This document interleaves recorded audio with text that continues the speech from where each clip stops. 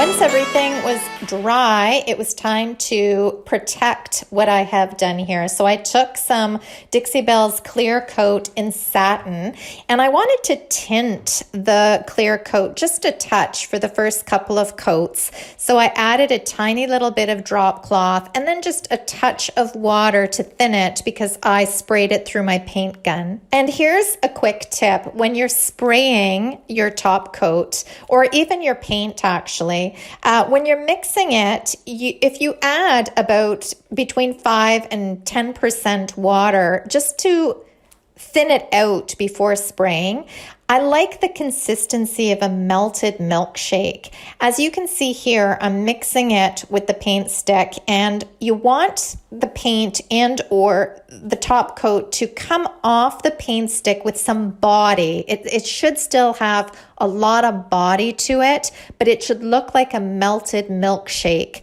Then you know that it should go through your sprayer perfectly fine.